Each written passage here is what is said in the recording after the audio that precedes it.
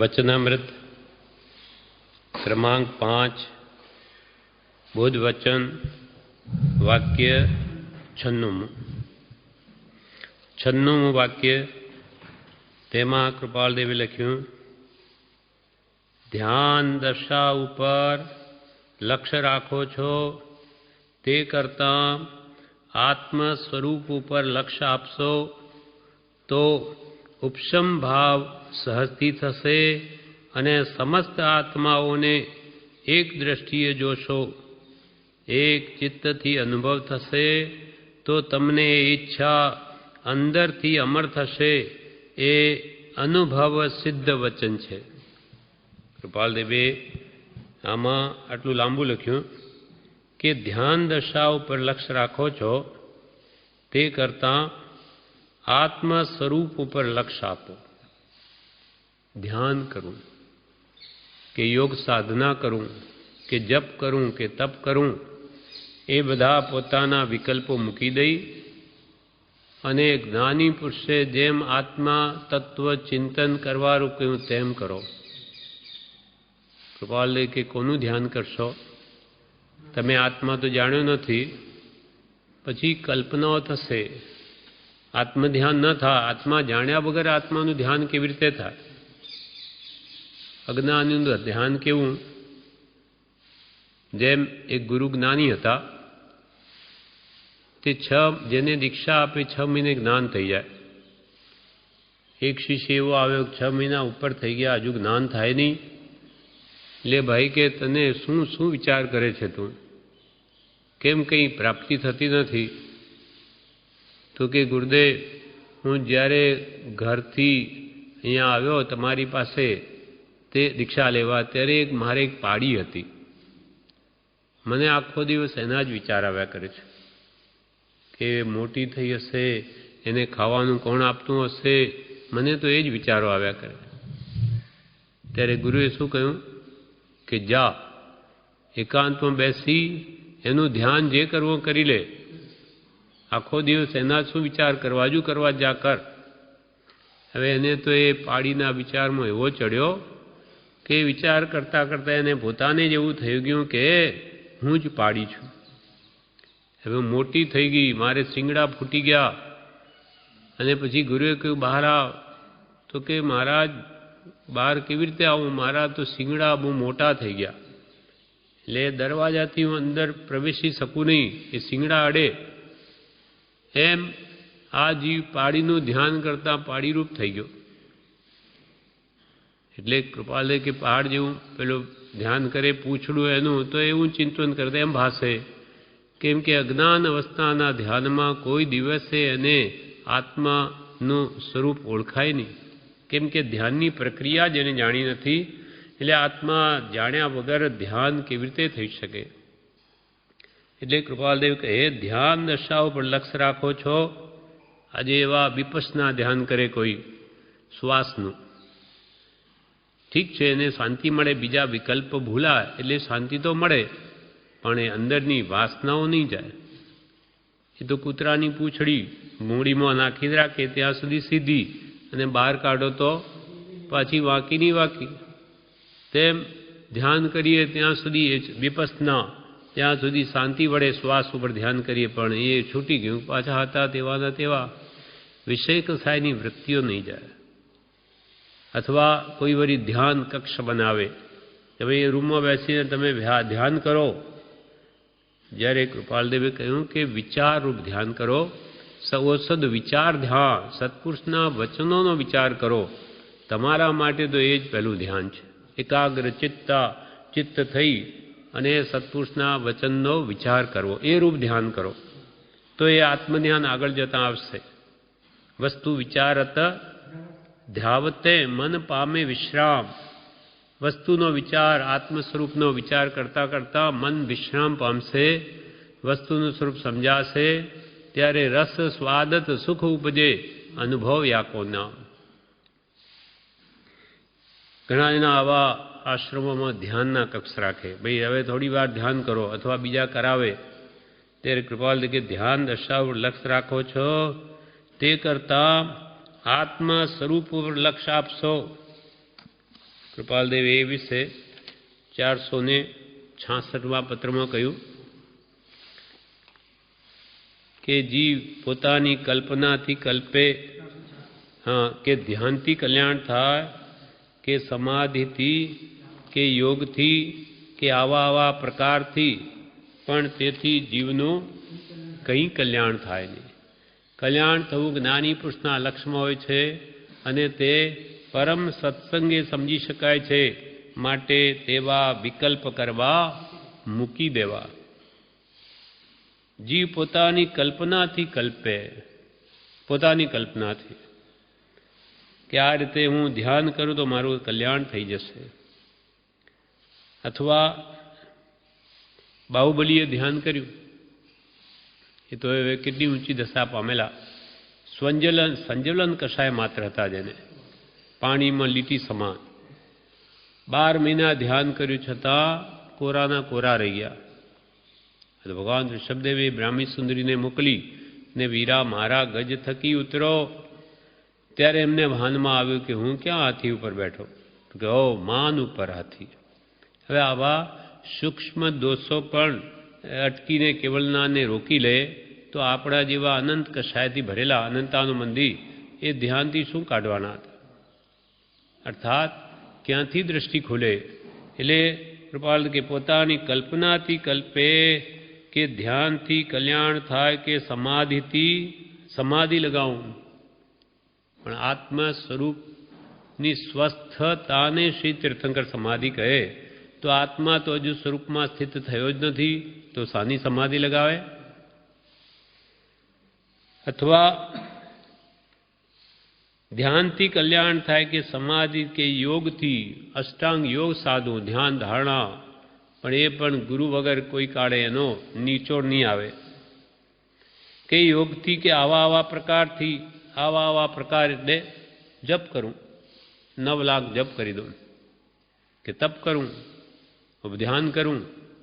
આવા પોતાની કલ્પના અનેક પ્રકારના તપ કરે, પણ કૃપાળુદેવ કે તેથી કંઈ કલ્યાણ થાય નહીં. કેમ કે અનંતકાળના પરિભ્રમણમાં આવી સાધનાઓ અનંત વાર કરી છે. એટલા માટે જ રોજે યમને બોલવાનું કે ફરી આવી ભૂલ કરીશમાં, નહીં તો ફરી આ ભોગ જશે બધી મહેનત. જીવ પોતાની કલ્પનાથી કલ્પે કે ધ્યાનથી કલ્યાણ થાય કે સમાધિથી કે યોગથી કે આવા પ્રકારથી, પણ તેથી જીવનું કંઈ કલ્યાણ થાય નહીં. જો થતું હોત તો અનંતકાળમાં થઈ જ ગયું હોત. આજે આપણે અહીંયા નહીં હોત. શું આવા સાધનો નથી કર્યા? તો કે અનંતવાર જીન દીક્ષા, અનંતવાર વિદ્યાભ્યાસ, શાસ્ત્ર ધ્યાન અનંતવાર. ક્યાં ગયું બધું?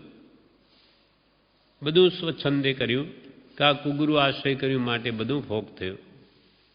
હવે સદગુરુ કેમ કરો તો કંઈ આનો આરો આવે. પણ તેથી જીવનું કંઈ કલ્યાણ થાય નહીં. કારણ જીવનું કલ્યાણ થવું તો જ્ઞાની પુરુષના લક્ષ્યમાં હોય છે. આપણું કલ્યાણ સામો છે તો જ્ઞાની જાણે છે કે આ કાળના જીવોને આયુષ્ય કેવા, બુદ્ધિ કેવી, શક્તિ કેવી, એને શું આપીએ તો એ ટૂંકા સમયમાં પોતાના આત્માનું હિત કરી શકે, એ તો જ્ઞાની જાણે છે. અને કલ્યાણ જીવનું કલ્યાણ થવું તો જ્ઞાની પુરુષના લક્ષ્યમાં હોય છે, અને તે પરમ સત્સંગે કરી સમજી શકાય છે.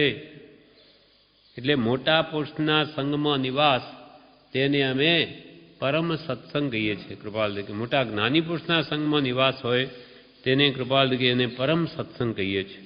અર્થાત નાની માર્ગદર્શન આપે તે પ્રમાણે કરીએ જ જીવનું કલ્યાણ થાય, અને તે પરમ સત્સંગે કરી સમજી શકાય છે. માટે તેવા વિકલ્પ કરવા મૂકી દેવા. કૃપાલ કે પોતાનું ડાપણે કંઈ કરવું નહીં, નાની કહે તેમ જ કરવું. તો ધીમે ચલાશે તો એ ગંતવ્ય સ્થાન પર પહોંચાશે. મુંબઈ જેવું ભલે ધીમે ચાલીશું તો એ મુંબઈ આવશે, પણ માર્ગ સાચો હોવો જોઈએ. માર્ગ વિપરીત હશે ને દોડીશું તો એ વિપરીત માર્ગે વધારે દૂર જઈશું. એટલે કૃપાલદેવ અહીંયા કહ્યું દશા ઉપર લક્ષ્ય રાખો છો તે કરતાં આત્મ સ્વરૂપ ઉપર લક્ષ્ય આપશો તો ઉપશમ ભાવ સહજથી થશે. તો તમને ઉપશમ ભાવ સહજથી થશે જો આત્મ સ્વરૂપ ઉપર લક્ષ્ય આપશો તો.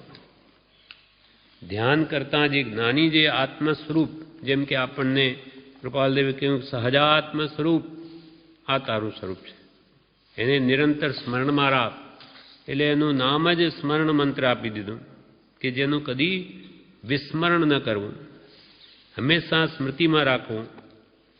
એટલે પોતાનું સ્વરૂપ ભૂલવું નહીં. એ મોટામાં મોટું તપ છે, મોટામાં મોટું જપ છે અને મોટામાં મોટી સાધના છે. અથવા ધ્યાન પણ જે સ્વરૂપનું કરે પછી એથી વિશેષ કયું ધ્યાન છે?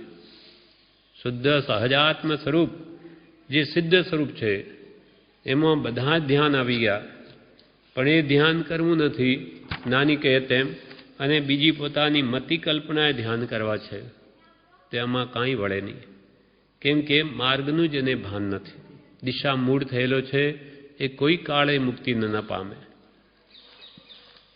બ્રહ્મચારીજીએ પણ અહીંયા 85માં પાન ઉપર બોધામૃત ભાગ 2માં જણાવ્યું,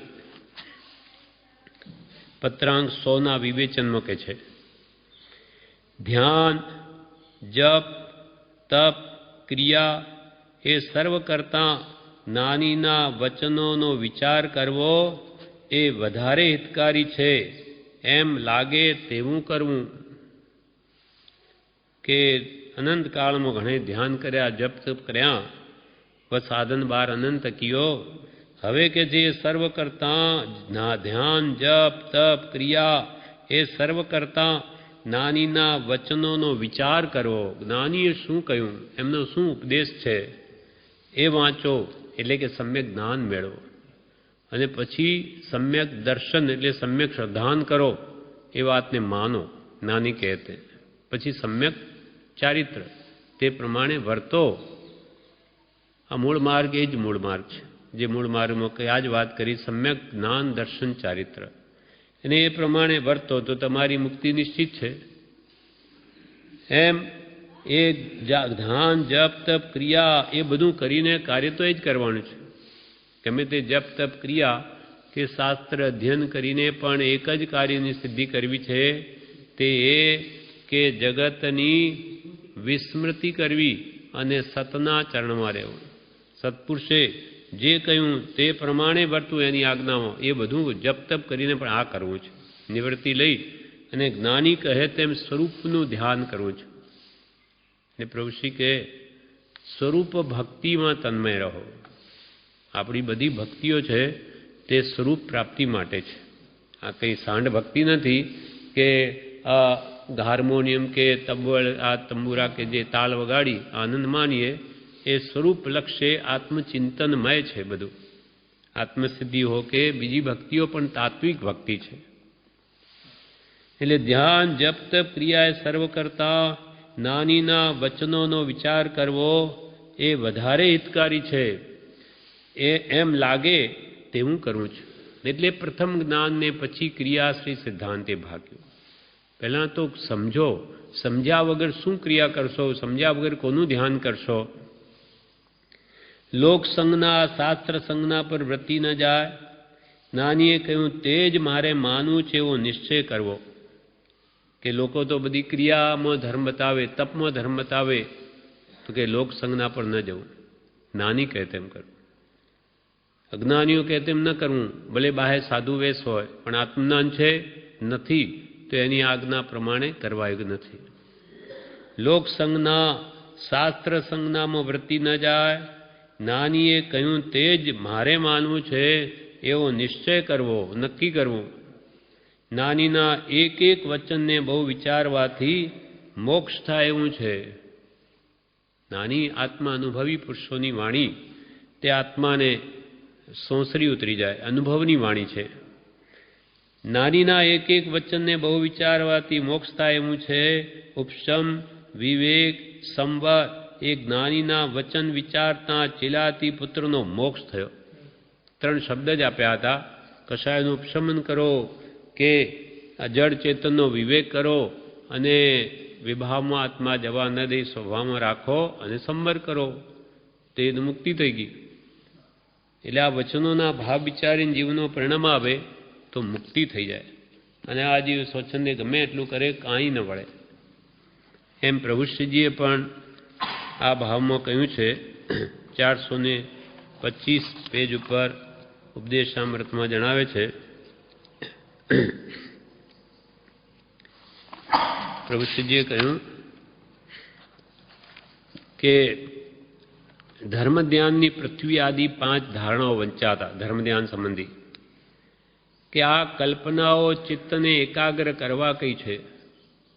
જેમ અનેક પ્રકારના ધ્યાન બતાવે છે કે એ યાદ કરવું, અહીંયા કમળ, તેના ઉપર પછી પાંખડીઓ, આ મૂર્તિ સ્થાપન કરવી, એ બધા પ્રકાર શા માટે? ચિત્તની સ્થિરતા માટે. આ કલ્પનાઓ ચિત્તને એકાગ્ર કરવા કઈ છે કે જેથી જીવ વૃત્તિને બધેથી સંકેલી આત્મામાં આણે. વૃત્તિ બહાર ભટક્યા કરે ત્યાંથી સંકેલીને આત્મામાં લાવે.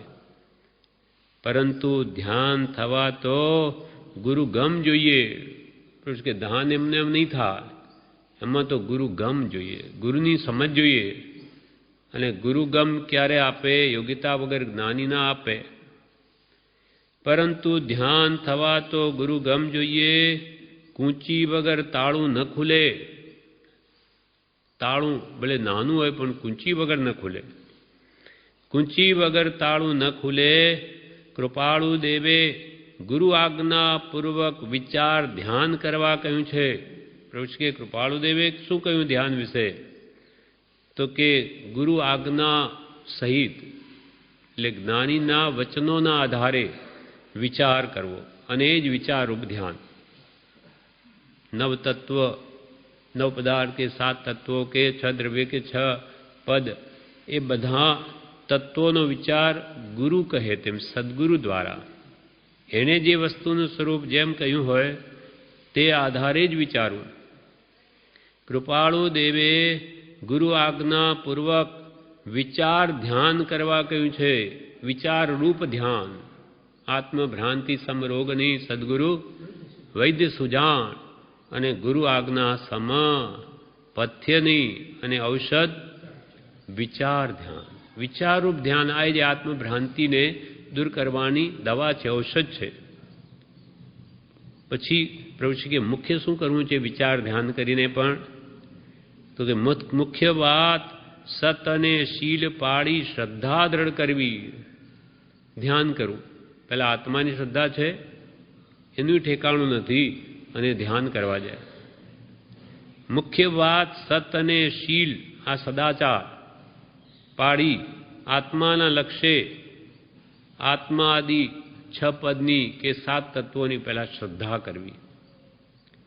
કે જીવ અજીવ તત્વ છે જ, આશ્રય ધર્મ બંધ મોક્ષ તિર્જરા પાપ પુણ્ય બધું છે. મુખ્ય વાત સત અને શીલ પાળી શ્રદ્ધા દ્રઢ કરવી. દોરડું હાથ આવે તો કૂવામાંથી બહાર નીકળાય. આ દોરડું સત્પુરુષની આજ્ઞા કે એની શ્રદ્ધા એ દોરડું છે. પહેલાં શ્રદ્ધા જ નથી તો એના ઉપર મકાન બાંધવું હોય તો પાયા વગરનું છે. દોરડું હાથ આવે તો કૂવામાંથી બહાર નીકળાય. માટે શ્રદ્ધારૂપી દોરડું પકડ્યું તે હાથમાંથી ક્ષણ વાર પણ છૂટવા ન દેવું, વિસ્મૃતિ ન કરવી. પહેલાં તો જ્ઞાનીએ કહ્યું તે માનો, શ્રદ્ધો કે હું આત્મા જ છું, નિત્ય જ છું. કરતા ભોગતા મોક્ષ મોક્ષનો પાય પહેલાં દ્રઢ કરો. આ મૂળભૂત પાયો છે. માટે શ્રદ્ધારૂપી દોરડું હાથમાંથી ક્ષણ વાર પણ છૂટવા ન દેવું. શ્રદ્ધા કોની કરવી? શ્રદ્ધા કોની કરવી? ક્યાં કરવી? ઘર ઘરના સમકી છે તે નહીં, પણ ખરા જ્ઞાની બતાવે તે જ પકડ કરી લેવી. જ્ઞાની પુરુષો જે આત્મ અનુભવીને અનુભવના આધારે જે કહે તે તત્વોની જ પકડ કરવી. તો જ આ ત્રિવિતાપથી છૂટા. શ્રદ્ધા પરમ દુલ્હા, એક પળ પણ તમારા કહેલા તત્વની શંકા ન થાય. એ લક્ષ્યમાં રાખવું. એટલે ભગવંતે જે કહ્યું જ્ઞાનીઓએ તેના એક અંશમાં પણ અનંતાંશ પણ શંકા ન કરવી. એને તો બધું જ સંપૂર્ણ જ કહ્યું છે. એક પળ માત્ર પણ તમારા કહેલા તત્વની શંકા ન થાય લક્ષ્યમાં રાખવું અને આજ્ઞાને વિચારી આરાધવી. આજ્ઞાને વિચારી, આ વિચારરૂપ ધ્યાનમાં પણ આજ્ઞા વિચારવી અને સર્વત્ર આત્મા જોવો, સદવર્તન આચરવું, હંમેશા સદાચારમાં રહેવું, કેમ કે આચારો પ્રથમો ધર્મ, અને સર્વત્ર આત્મા જોવો. આ પુરુષાર્થ છે. ધ્યાન કરું કે તો આ ધ્યાન કર, આ પુરુષાર્થ કર. આત્માને ભૂલમાં હંમેશા કે સહજાત્મ સ્વરૂપ પરમગુરુ, આત્માનું શુદ્ધ સ્વરૂપ એ જ હું છું, પરમગુરુ જેવો એ લક્ષ્ય રાખે. જો સદાચાર સત અને શીલ પાયો આશ્રમનો એ રાખે તો જરૂર કામ થાય. બાકી માત્ર જપ તપ કરી કે ધ્યાન કરીને અભિમાન કરવાથી કંઈ કલ્યાણ ન થાય. એટલે અહીંયા કહ્યું ધ્યાન દશા ઉપર લક્ષ્ય રાખો છો, તે કરતાં આત્મ સ્વરૂપ ઉપર લક્ષ્ય આપશો તો ઉપશમ ભાવ સહતી થશે. આવી આત્મભાવનાઓ એની આજ્ઞાએ તમે વર્તવાનો પ્રયત્ન કરશો તો તમારા કષાયો સમાઈ જશે, મંદ થશે, પછી નાશ થશે. એ કેટલી મોટી સાધના. પછી અનંતાનુમની કસાઈ જશે, પછી અપ્રત્યાખ્યાની જશે, પ્રત્યાખ્યાની જશે, ત્યારે તમારું આત્મધ્યાન આવશે. તે કરતાં આત્મ સ્વરૂપ લક્ષ્ય આપશો આત્મ સ્વરૂપ ઉપર તો ઉપશમ ભાવ તો સહતી થશે અને સમસ્ત આત્માઓને એક દ્રષ્ટિએ જોશો. તેથી તમે સર્વમાં આત્મા જોશો, એટલે કે તમારી આત્મદ્રષ્ટિ થઈ જશે. ક્યારે? કશાય ભાવો સત્પુરુષના વચનથી ઘટશે, તમારી યોગ્યતા આવશે કે તમે સર્વ આત્મામાં સમદ્રષ્ટિ દો. આ વચનને હૃદય લખો, તે લખાઈ જશે. એમ કશાય ઘટાડશો સત્પુરુષના બોધને વિચારીને તો કંઈ દશા વધશે. અને સમસ્ત આત્માઓને એક દ્રષ્ટિએ જોશો અને એક ચિત્તથી અનુભવ થશે તો તમને ઈચ્છા અંદરથી અમર થશે. એટલે પછી તમારી આત્મસ્થિરતા થશે, સર્વમાં આત્મદ્રષ્ટિ જોવાની દ્રવ્ય દ્રષ્ટિ થશે. પછી તમારો આત્મા તમારા સ્વભાવમાં સ્થિત થશે, ત્યારે તમને પોતાને જ આત્માનો અનુભવ થશે. પછી ધ્યાન થશે. પછી તો આત્મા જ અનુભવમાં આવી ગયો, પછી આત્માનું ધ્યાન થશે. એક ચિત્તથી અનુભવ થશે તો તમને એ ઈચ્છા અંદરથી અમર થશે. એટલે કે હું આત્મા જ છું એ શ્રદ્ધા તમને દ્રઢ થઈ જશે અને કોઈ કાળે મને કોઈ મારી શકે નહીં, એવો હું અમર છું, અજર અમર અવિનાશી છું, એ ભાવો દ્રઢ થયે પછી આત્માનું ધ્યાન થશે. અને એ અનુભવ સિદ્ધ વચન છે. કૃપાલ કે આ અમે અનુભવથી કહીએ છીએ, એ અનુભવ સિદ્ધ વચન છે. મેં અનુભવથી સિદ્ધ કરેલું આ વચન છે. આ તમને કહ્યું. વિવેચનમાં કે છે ઉપશમ ભાવ એટલે વિતરાગ ભાવ. એટલે તમે ઉપશમ ભાવ લાવો, રાગ દ્વેષને ઘટાડી સત્પુરુષના બોધના આધારે તમે વિતરાગતા પ્રગટાવો તો સમકીર્તિ એ પણ વિતરાગ ભાવમાં છે. એટલે પછી તમને જરૂર આત્મધ્યાન થાય, એના પહેલાં નહીં થાય. વિતરાગતા નથી, રાગ દ્વેષમાં ચિત્ત ભટક્યા કરે, આત્મધ્યાન ક્યાંથી થાય? ધ્યાન દશા ઉપર લક્ષ્ય રાખો છો, તે કરતાં આત્મ સ્વરૂપ ઉપર લક્ષ્ય આપશો તો ઉપશમ ભાવ સહજથી થશે અને સમસ્ત આત્માઓને એક દ્રષ્ટિએ જોશો, એક ચિત્તથી અનુભવ થશે તો તમને એ ઈચ્છા અંદરથી અમર થશે. એ અનુભવ સિદ્ધ વચન છે, અનુભવથી સિદ્ધ થયેલું કહીએ છીએ. આ પ્રમાણે 96મું વાક્ય પૂરું થયું. હવે વાક્ય 97. કોઈના અવગુણ ઉપર ધ્યાન આપશો નહીં, કોઈના અવગુણ ઉપર ધ્યાન આપશો નહીં, પણ પોતાના અવગુણ હોય તે ઉપર વધારે દ્રષ્ટિ રાખી ગુણસ્થ થવું. કોઈના અવગુણ ઉપર ધ્યાન આપશો નહીં. કૃપાલદેવે શું કહ્યું?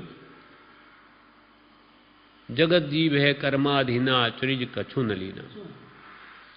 आप स्वभाव मारे अब्दो सदा मगन मन रहना। आ अवगुण कोनाમાં નથી? અજ્ઞાનીમાં તો છે જ, અને જ્ઞાનીઓ ગુણના ભંડાર છે. તો આપણે તો બધા અજ્ઞાની ભેગા થયા, તો અવગુણ જોઈશું તો અવગુણ મળવાના જ છે, અને ગુણ જોઈએ તો ગુણો પણ છે. દરેક પ્રાણીમાં કંઈ ને કંઈ ગુણ છે. સંપૂર્ણ આપણે દોષથી જ યુક્ત હોઈએ તો અહીંયા નહીં હોઈએ, આપણે હજુ નીચી ગતિમાં હોઈએ, નરકાદી ગતિઓમાં. અને સંપૂર્ણ ગુણના ભંડાર પણ નથી એ હોઈએ તો પછી ઉપર જ હોઈએ, કાં મોક્ષમાં હોઈએ. જ્યારે પુણ્ય પાપ લગભગ સમ થાય છે ત્યારે જ આ મનીષો મળે છે. તો આપણામાં તો ગુણદોષ બધા જ છે. હવે જેવી આપણી દ્રષ્ટિ તેવી સૃષ્ટિ. આપણે ગુણગ્રાહી થઈશું તો જરૂર ગુણ મળશે. યુધિષ્ઠિર જેવી દ્રષ્ટિ રાખીશું તો એમણે તો એક પણ દોષયુક્ત ન મળ્યો, બધા જ ગુણી જ મળ્યા. અને દુર્યોધનની દ્રષ્ટિ હોય તો બધા જ કોઈ ગુણી ન મળે, એમને બધા દોષી. એમ જેવી દ્રષ્ટિ તેવી સૃષ્ટિ. ગુણગ્રાહી થઈશું તો હંમેશા આનંદ આવશે. કોઈના ગુણ જોઈને આપણા અંદરમય શાંતિનો અનુભવ થશે, ને અવગુણ જોઈશું તો એના પ્રત્યે દ્વેષ ભાવ આવશે અથવા બીજો ભાવ આવશે. એથી આપણો આત્મા તત્ક્ષણ ક્લેશિત પરિણામને પામશે, અને મળે કંઈ નહીં બીજું. એટલે દુર્ગુણ જોવાથી પોતે દુર્ગુણનો ભંડાર થઈ જશે, અને ગુણો જોવાથી પોતે ગુણોનો ભંડાર થશે.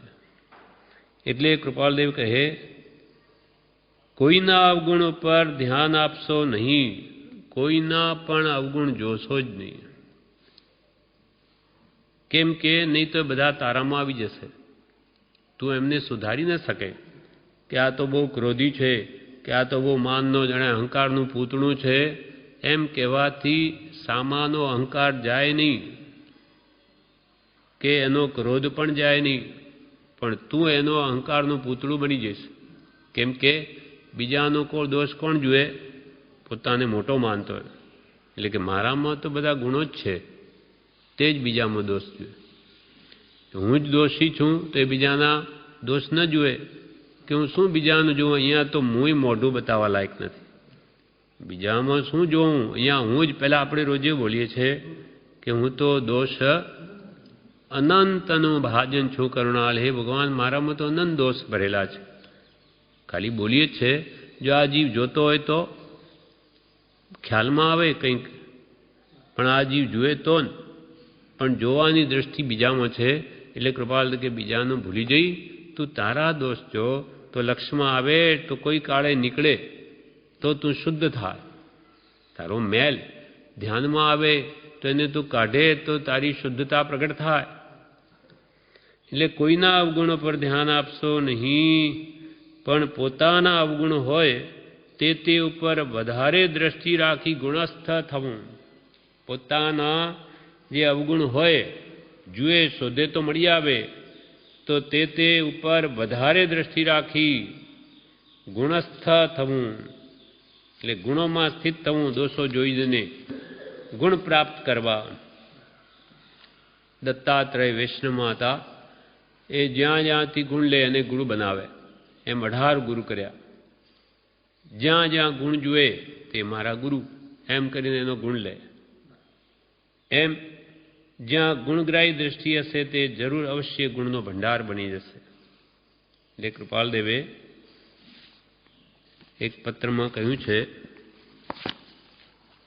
કે જગત આત્મ રૂપ માનવામાં આવે, જે થાય તે યોગ્ય જ માનવામાં આવે, પરના દોષ જોવામાં ન આવે, પોતાના ગુણનું ઉત્કૃષ્ટપણું સહન કરવામાં આવે તો જ આ સંસારમાં રહેવું યોગ્ય છે, બીજી રીતે નહીં.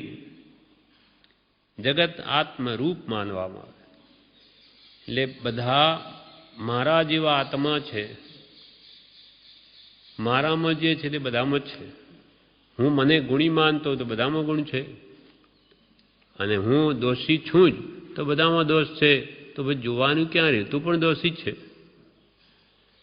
એટલે જગત આત્મરૂપા એટલે બધામાં આત્મા જ જો, દોષ જોમાં, શુદ્ધ પર્યાય જો આત્માની, તો તને આનંદ થશે અને કોઈ પ્રત્યે રાગ દ્વેષનો ભાવ ન ઉપજે. જગત આત્મરૂપ માનવામાં આવે, જે થાય તે યોગ્ય જ માનવામાં આવે. એટલે જેવા કર્મ ઉદયમાં આવે તે સમભાવે ભેદવામાં આવે. જે થાય તે કર્મને આધીન થાય છે. પોતે જો ન બાંધ્યું હોય તો કોઈ દુઃખ ના આપી શકે, એને સુખ પણ ના આપી શકે. એટલે જે થાય તે યોગ્ય જ માનવામાં આવે, પરના દોષ જોવામાં ન આવે, બીજા કોઈના પણ દોષ જોવામાં ન આવે. પોતાના ગુણનું ઉત્કૃષ્ટપણું સહન કરવામાં આવે. પહેલાં તો પોતાના ગુણ જોવાની જ ના કહી છે. માનો કે જુએ કંઈ ગુણ પ્રગટ્યો હોય તો પણ છકી ન જાય, પણ એનું ઉત્કૃષ્ટપણ પર સહન કરવામાં આવે. છકે તો પાછો જતો રહે, દોષ બની જાય. તો જ એકમાત્ર આ સંસારમાં રહેવું યોગ્ય છે, બીજી રીતે નહીં. બ્રહ્મચારી કે ભાઈ તો જ સંસારમાં રહેવું, નહીં તો ક્યાં જઈએ? નહીં તો જંગલમાં જા. બ્રહ્મચારી જંગલમાં જતો રહે. આ રીતે તારે સંસારમાં રહેવું તો રહે, તો અહીંયા તારું કલ્યાણ થશે, નહીં તો નહીં થાય. જગત આત્મ સૌભાગભાઈને એટલું જ લખ્યું. આ પત્ર સૌભાગભાઈ ઉપાડ છે. સ્મરણીય મૂર્તિ શ્રી સૌભાગ્ય 301મો પત્ર. જગત આત્મા રૂપ માનવામાં આવે, સર્વાત્મામાં સમદ્રષ્ટિ દો. આ વચનને હૃદય લખો. જે થાય તે યોગ્ય જ માનવામાં આવે. હવે એને કોણ દુઃખ આપી શકે? જે થાય તે યોગ્ય જ. હા, મારા બાંધેલા કર્મનો ઉદય છે. રાજા અને મંત્રી રસ્તામાં જતા રાજાની કોઈ કારણસર આંગળી કપાઈ ગઈ, પણ એ મંત્રીને એવી આદત પડી ગયેલી કે જે થાય તે યોગ્ય જ માનો. એ મંત્રી તો બોલી ઉઠ્યો કે જે થાય તે યોગ્ય જ માનો. અરે, મારી આંગળી કપાઈને તું કે જે થાય તે યોગ્ય જ માનવામાં આવે? જેલમાં નાખવાને. રાજાએ તો હુકમ કરી દીધો. ત્યારે પણ મંત્રી શું બોલ્યો? જે થાય તે યોગ્ય જ માનવામાં આવે. ત્યારે ભલે જેલ તો જેલ. આ રીતે મંત્રીની જેલ થઈ ગઈ. એને પકડીને લઈ ગયા અને હવે ફરતા ફરતા એ કોઈ બીજા ભીલોના હાથમાં આવી ગયો. રાજા એકલો પડી ગયો અને લોકો ઉપાડીને લઈ ગયા એને. એટલે કે આજે તો 32 લક્ષણો માણસ આપણા હાથમાં આવી ગયો કે આપણે જે બલિ ચઢાવવાની હતી આજે બરોબર માણસ હાથમાં, આજે કાર્યસિદ્ધિ થશે. એટલે એને લઈ ગયા દેવી આગળ, બધો એને નવડાવું કરું બધું કર્યું. એ જે વખતે એની શુદ્ધિ કરીને એને બલિ આપી છે, બલિદાન, તેમાં એક પેલી આંગળી ખંડિત જોઈ. ત્યારે અરે, આ તો ખંડિત મૂર્તિ છે, નહીં કામ લાગે.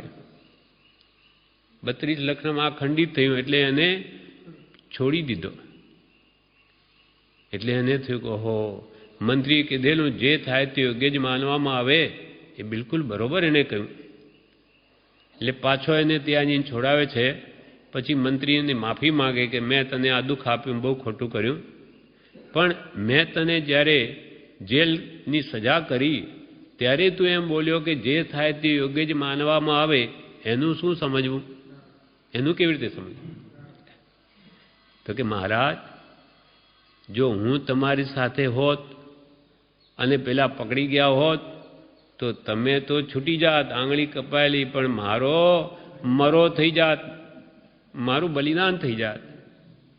એટલે જુઓ, તમે મને આ સજા કરી તો હું જેલ ભેગો થયો તો બચી ગયો કે નહીં? માટે જે થાય તે યોગ્ય જ માનવામાં. એવું જો આપણા હૃદયમાં ગમે તેવા સુખ દુઃખ આવે એને વધાવી લેતા હોઈએ તો કોઈ દુઃખ છે જ નહીં. ને દુઃખે જાય છે, સુખે જાય, બધું જાય છે. માત્ર મનને કલ્પનાઓ લઈને દુઃખી થાય છે. અને જે આવવાનું ઉદય એ તો ઉદયમાં આવે જ છે. એટલે જગત આત્મરૂપ માનવામાં આવે, જે થાય તે યોગ્ય જ માનવામાં આવે. પરના દોષ જોવામાં ન આવે, બીજાના તો ગુણ જ જોવા. गुणीजनो को देख हृदय में मेरे प्रेम उमड़ आवे, बने जहाँ तक उनकी सेवा करके यह मन सुख पावे. ગુણીજનોને જોઈને મારા હૃદયમાં મૂળકો આવે. જેને જે ગુણ જોઈતો હોય અને એ સામે મળી જાય તો એને આનંદ આવવો જોઈએ, તો એની ગુણગ્રાહી દ્રષ્ટિ સાચી. જેમ કે કોઈને પૈસા જોઈતા હોય અને એની કોઈ લાઈન મળી જાય કે ઉપાય મળી જાય તો એને આનંદ થાય કે હા, આપણને હવે માર્ગ મળી ગયો, હવે પૈસા મળશે. જેને ગુણો જોઈતા હોય તો ગુણો જેનામાં હોય એને જોઈને જરૂર એને આનંદ આવવો જોઈએ કે મારે ગુણ જોઈએ છે, તો એનામાં તો જુઓ કેવી ક્ષમા. આહા, એને ગમે તેમ બોલો, કોઈ દિવસ બોલે જ નહીં. એનો વિનય કેવો, આપણામાં એનો છાંટોય નથી. એમ ગુણ જોઈને આનંદ પામે. કોઈમાં સંતોષ ગુણ હોય તો પરમ સંતોષી છે, એને કાંઈ નહીં, જે મળે આનંદ. અથવા કોઈ ભદ્રિક હોય, મનનો સરળ જીવ હોય તો કે આની સરળતા કેવી, એના પેટમાં પાપ જ નથી. એના પ્રત્યે એને આકર્ષણ થવું જ જોઈએ, કેમ કે એને ગુણ જોઈતા હોય તો. ગુણીજનો કો દેખ હૃદય મેં મેરે પ્રેમ ઉમળ આવે, પ્રેમનો ઉમળકો આવવો જોઈએ. અને બને જહાં તક ઉનકી સેવા કરકે યહ મન સુખ પાવે. આવા જીવોની મને સેવા મળે તો હું સુખી થઈ જાઉં. એમ કૃપાલદેવે કોળી ભગતને એને શું કહ્યું?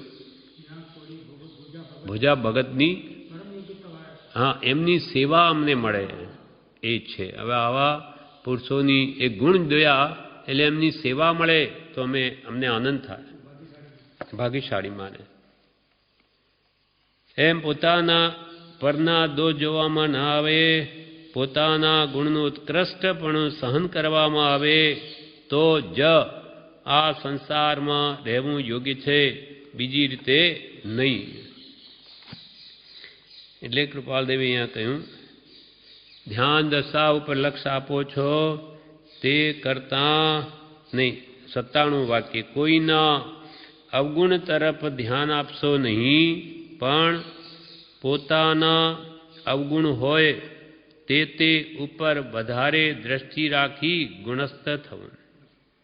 કોઈના અવગુણ ઉપર દ્રષ્ટિ ના આપવી, પણ બીજાના ગુણ જોવા. શ્રી કૃષ્ણની જેમ. શ્રી કૃષ્ણ ગુણગ્રાહી હતા. દેવે ઇન્દ્રિય પરીક્ષા કરી, કૃષ્ણ જેવા ગુણગ્રાહી કોઈ નથી. એટલે દેવ આવીને પરીક્ષા કરે છે. ત્યાં એક ભયંકર ગંધાતું દુર્ગંધમય કૂતરું બની જઈ અને રાજમાર્ગ પર પડી જાય છે. ત્યાં તેની સેના જતી હતી. કૃષ્ણ પાછળ જે આગળ સૈનિકો જે છે એ તો ભયંકર દુર્ગંધ, દેવતા ફેલાવે એટલે સહન થાય નહીં. બધા નાકાળું મોઢું ધરીને આગળ ચાલ્યા. શ્રી કૃષ્ણની સવારી આવી તેને એને લાગ્યું કે છે શું, એટલા બધા આમ કેમ બધું આ મોઢા કરે છે. પણ એમ કંઈ નહીં, ત્યાં જઈને જુએ છે કૂતરું પડેલું છે, પણ એમની તો ગુણગ્રાહી દ્રષ્ટિ, એ દુર્ગંધમય કે સુગંધ એ નહીં જોયું, પણ એના દાંતની જે આવલી 32 એ એકદમ દૂધ જેવી.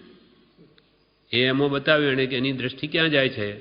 દેવે કૃત્રિમ મૂક્યું તે શ્રી કૃષ્ણ એ જ બોલ્યા કે હો, એની આ દંતાવલી કેટલી સુંદર છે, દૂધ જેવી.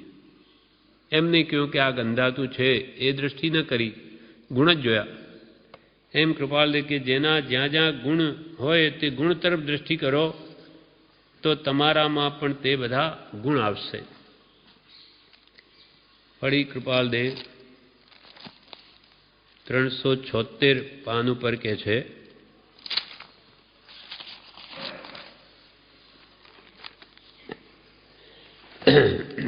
પત્રાંક 454 કે છે, સર્વથી સ્મરણ જોગ વાત તો ઘણી છે. ઘણી વાતો કે યાદ રાખવા જેવી છે. સર્વથી સ્મરણ જોગ વાત તો ઘણી છે, તથાપી તો પણ સંસારમાં સાવ ઉદાસીનતા, પરના અલ્પ ગુણમાં પણ પ્રીતિ પોતાના અલ્પદોષને વિશે પણ અત્યંત ક્લેશ દોષના વિલયમાં અત્યંત વીર્યનું સ્ફુરવું એ વાતો સત્સંગમાં અખંડ એક શરણાગતપણે ધ્યાનમાં રાખવા યોગ્ય છે. સરતી સ્મરણ જોગ વાત તો ઘણી છે, ઘણું બધું કે યાદ રાખવા જેવું છે, પણ આટલું તો કે જરૂર યાદ રાખવું. તે શું? તો કે સંસારમાં સાવ ઉદાસીનતા, સંસારમાં એકદમ વિરક્ત ભાવ. સાવ એટલે સંપૂર્ણ, ઉદાસીન, ઉદ એટલે ઉપર, અધ્ધર એટલે બેસવું, આસીન એટલે બેસવું, અધ્ધર બેસવું એટલે ક્યાંય લેપાવું નહીં, આસક્તિ નહીં કરવી. ઉદાસીનતાનો જ્યાં વાસ સકળ દુઃખનો છે ત્યાં નાશ. તથાપિ સંસારમાં સાવ ઉદાસીનતા, પરના અલ્પ ગુણમાં પણ પ્રીતિ, અલ્પ ગુણમાં પણ પ્રીતિ, કે અલ્પ ગુણ જોઈએ તો પણ કૃપાલદેવ તો એને પહાડ જેવો કરે ને પોતાના અલ્પ દોષને પણ પહાડ કરો જેવો કરીને બતાવે. એમ પરના અલ્પ ગુણમાં પણ પ્રીતિ, પોતાના અલ્પ દોષને વિશે પણ અત્યંત ક્લેશ. એટલે હે પ્રભુ શું કહું, દીના નાથ દયાળ હું તો દોષ અનંતનું ભાજન છું કરુણ. એ ભગવાન મારામાં તો અનંત દોષ ભરેલા છે. એમ પોતાના અલ્પ દોષને વિશે પણ અત્યંત ક્લેશ થવો જોઈએ અને દોષના વિલયમાં દોષને દૂર કરવામાં અત્યંત વીર્ય ફોરવું જોઈએ. વીર્યનું સ્ફરાયમાન થવું, સ્ફુરવું. એ વાતો સત્સંગમાં અખંડ એક શરણાગતપણે એટલે એક સત્પુરુષનું શરણ સ્વીકારી તે ધ્યાનમાં રાખવા યોગ્ય છે. જેમ બને તેમ નિવૃત્તિ કાળ, નિવૃત્તિ ક્ષેત્ર, નિવૃત્તિ દ્રવ્ય અને નિવૃત્તિ ભાવને ભજજો. તીર્થંકર ગૌતમ જેવા જ્ઞાની પુરુષને પણ સંબોધતા હતા કે સમય માત્ર પણ પ્રમાદ યોગ્ય નથી. નિવૃત્તિ કાળ, નિવૃત્તિ ક્ષેત્ર આશ્રમ જેવું અને નિવૃત્તિ દ્રવ્ય એટલે પોતાનો આત્મા નિવૃત્તિ લે તે, અને નિવૃત્તિ ભાવ એટલે રાગ દ્વેષના ભાવને ત્યાગવાનો ભાવ તે ભજજો. અને એક સમય માત્ર પણ પ્રમાદ કરશો નહીં. એટલે સંસારમાં સાવ ઉદાસીનતા રાખજો, પરના અલ્પગુણમાં પણ પ્રીતિ રાખજો, પોતાના અલ્પ દોષને વિશે પણ અત્યંત ક્લેશ થાય એમ કરજો. એટલે કોઈના અવગુણ પર ધ્યાન આપશો નહીં, પણ પોતાના અવગુણ હોય તે ઉપર વધારે દ્રષ્ટિ રાખી ગુણસ્થ થવું.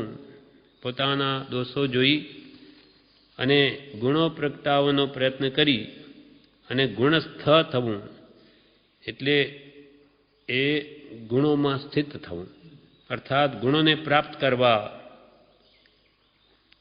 અને એ ગુણો કંઈ બહારથી આવવાના નથી, આત્મામાં જ છે. પોતે જ અનંત ગુણનો ભંડાર છે. ભગવાનને એ ગુણો બધા પ્રગટ છે, આપણા આત્મામાં બધા તે દોષ રૂપે થયેલા છે, અપ્રગટ છે. હવે એને પ્રગટ કરે તો પોતે પોતાના સહજાત્મ સ્વરૂપને અવશ્ય પામે. આ પ્રમાણે 97મું વાક્ય પૂરું થયું. વિશેષ આપણે